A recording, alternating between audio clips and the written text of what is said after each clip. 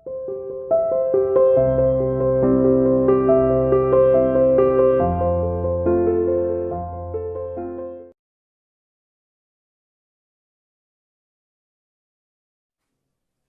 dear student, welcome to CA International School online classes. Dear plus one commerce class, today we will discuss about chapter 3rd utility analysis.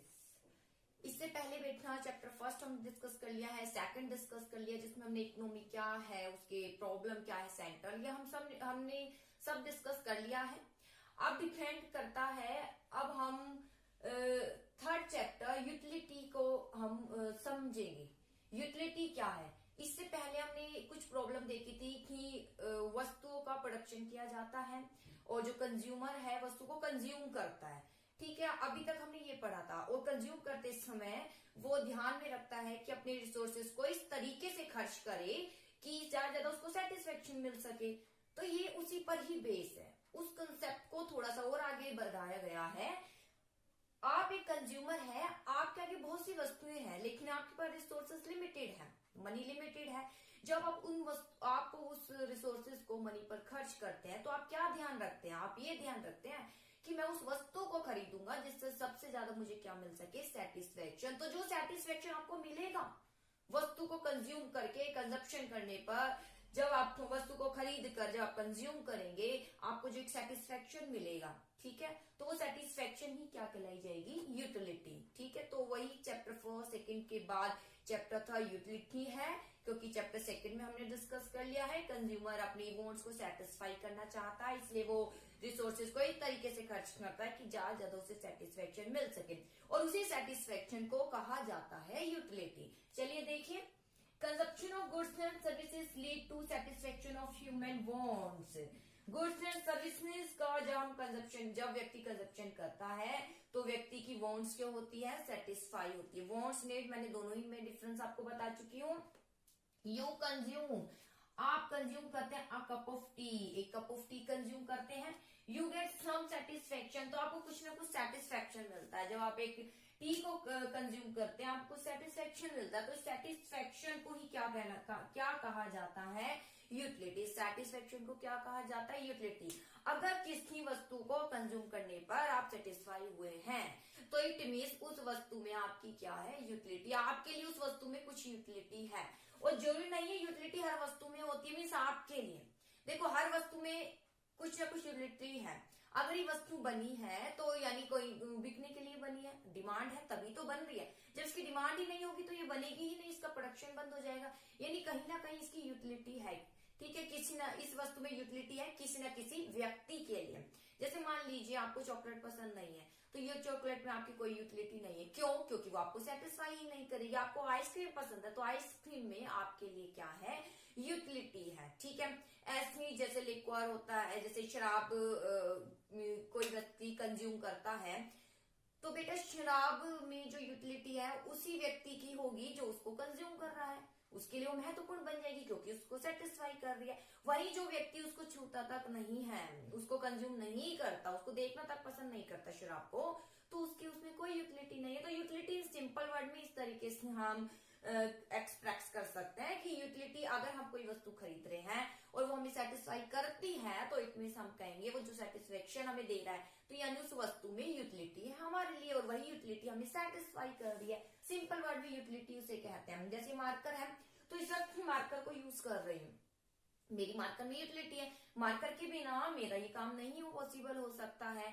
ठीक है, तो इसे कहते हैं. Marker की आपके लिए क्या जरूरत है? इस वक्त आपको कोई जरूरत है ही नहीं, आपका कोई काम होता ही नहीं है, क्योंकि आप ये आर्ट नहीं करते हैं, इसलिए आपकी कोई यूटिलिटी नहीं है मार्कर में. ठीक है, तो इसे बोलते हैं यूटिलिटी, कि किस तरीके से यूटिलिटी को आप एक्सप्रेस करेंगे.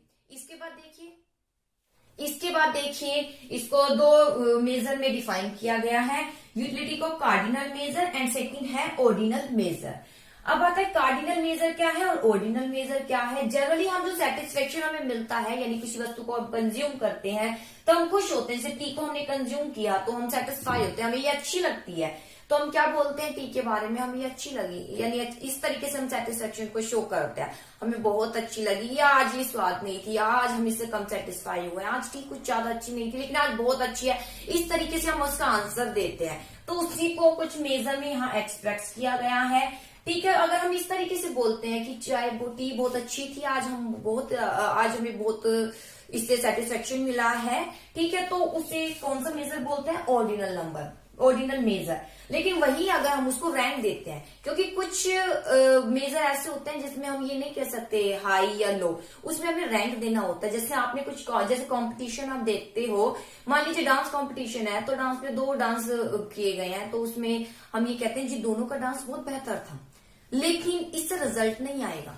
वहां पर हमें क्या करना पड़ेगा, हम वो उस डांस ने हमें सेटिस्फाई तो कि हम खुश हुए और हम खुद कह रहे हैं कि वो डांस बहुत अच्छा है, दोनों ने परफॉर्मेंस बहुत अच्छी दी है, लेकिन उनकी परफॉर्मेंस को हमें क्या देना पड़ेगा, एक रैंक देना पड़ेगा। तो वहां जो रैंक दिया जाता है वो कौन सा मेजर कहलाया जाता है, कार्डिनल मेजर। वहां वो उसको क्या बोला जाता है, कार्डिनल मेजर। लेकिन इन जनरली लाइफ में हम कौन सा मेजर यूज करते हैं, ऑर्डिनल मेजर। जैसे मैं हूं तो मैं जनरली लाइफ में ऑर्डिनल मेजर ही यूज करूंगी। ये तो जस्ट जो कार्डिनल मेजर है हर सिचुएशन में आप यूज नहीं कर सकते। जैसे अभी बोला ना, कुछ कंपटीशन चल रहा है या किसी में अंतर बताना, तो जैसे कोई ब्यूटीफुल है, ठीक है, ये भी ब्यूटीफुल है जी, ये भी ब्यूटीफुल है, ये पर्सन भी कौन ज्यादा ब्यूटीफुल है, तो उसमें के लिए अगर आप एक नंबर दे देंगे, उसको एक रैंक दे देंगे 1 2 3, तो इससे ज्यादा जो है उनमें जो कंपैरिजन आप करना चाह रहे हैं क्लियर हो जाएगा।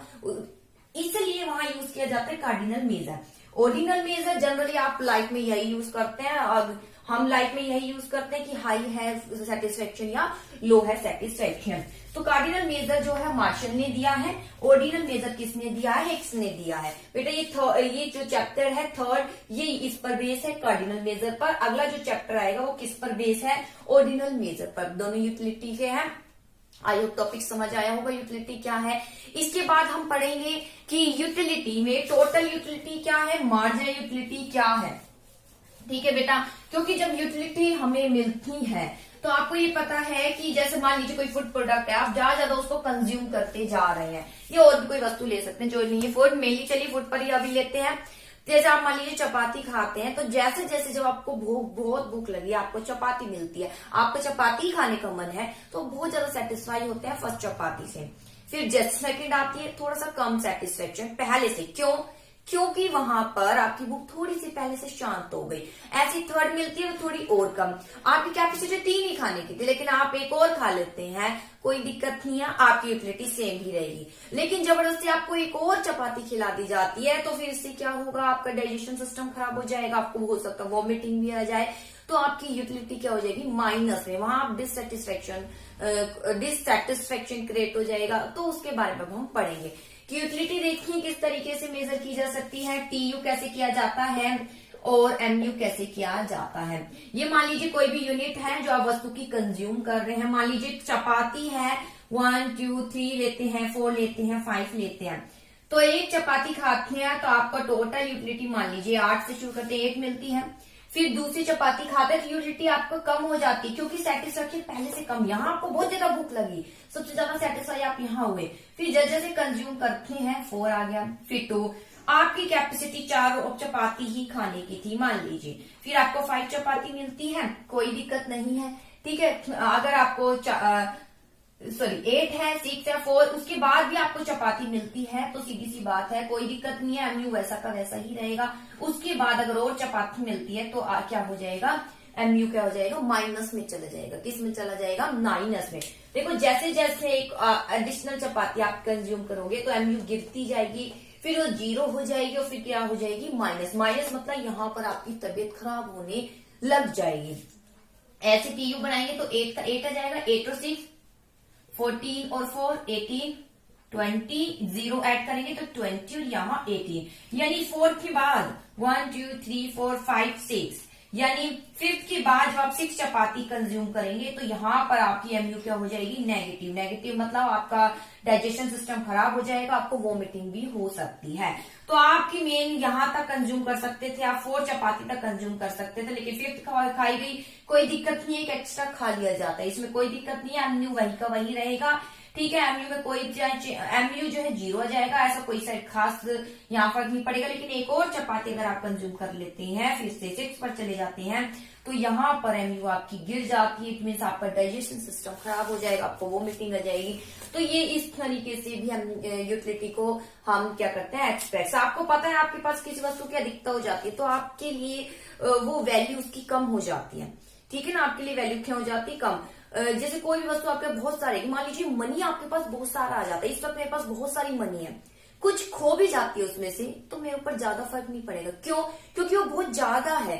ठीक है, वही अगर कम होगी, जैसे गरीब व्यक्ति है, दिन का ही 50 रुपए कमाता है, गलती से उसके 10 खो भी जाते हैं, तो बहुत ज्यादा उस पर फर्क पड़ेगा। क्यों? क्योंकि उसके पास कुछ कमी है। तो ये कॉन्सेप्ट क्या बोलता है, जैसे किसी व्यक्ति की अधिकता, किसी वस्तु की अधिकता आती जाएगी, तो एमयू क्या होता जाता है, डिक्रीज होता जाता है। तो इसकी जैसे मैं टेबल भी बता देती हूँ, इसका डायग्राम के थ्रू बता देती हूँ। OX है, Y है, यहाँ पर हम यूनिट शो करेंगे, यहाँ पर हम TU शो करेंगे, और ऐसे ही यहाँ पर हम क्या शो करेंगे, MU को शो करेंगे। ठीक है, यहाँ आ जाएगी, यहाँ यूनिट आ गई और यहाँ आ गई MU। तो बेटा सीधा आप सीधा ही आप शो कीजिए, विदाउट नंबरिंग, कोई खास जरूरत नहीं है, करना है तो कर सकते हैं।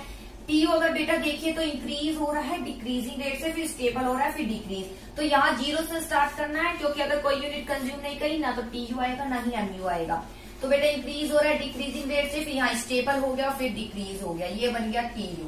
MU कैसे बनेगा, 8, 6। तो देखिए बेटा ये डिक्रीज होता जा रहा है, मान लीजिए यहाँ 8 है, फिर 6 है, 4 है, 2 है, और यहाँ आ गया ये 0।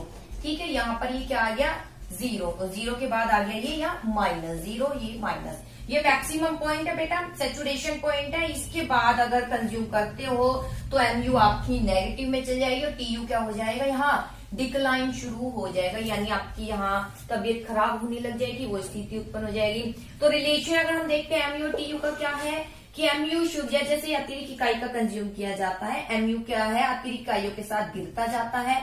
ऐसे ही TU इंक्रीज होता है डिक्रीजिंग रेट से, फिर और अधिक कंज्यूम किया जाता है। 5th यूनिट पर हम आते हैं तो MU 0 हो जाता है, यानी TU क्या है, यहाँ पर यहाँ मैक्सिमम है, 20 और 20 ये क्या है, मैक्सिमम है। जैसे ये मैक्सिमम होता है तो ये क्या हो जाता है, 0 हो जाता है। इसके बाद जैसे ही MU क्या हो जाता है, माइनस में चला जाता है, तो TU क्या हो जाता है, यहाँ ये देखिए डिक्लाइन हो जाता है, 20 से किस पर आ जाता है, 18 पर आ जाता है। तो बेटा ये इसका रिलेशन था, आपको रिलेशन काफी अच्छे से आते हैं, क्योंकि हमने इससे अगले लेसन सब डिस्कस किए हुए हैं। यानी जब MU डिक्रीज हो रहा है, TU इंक्रीज हो रहा है डिक्रीजिंग रेट से, MU 0 है, TU मैक्सिमम है, MU माइनस में है, तो TU क्या हो रहा है, डिक्लाइन। तो TU और MU का ये relation, I hope topic clear हो गया होगा। ओके बेटा, कोई भी दिक्कत तो पूछ ही सकते हैं।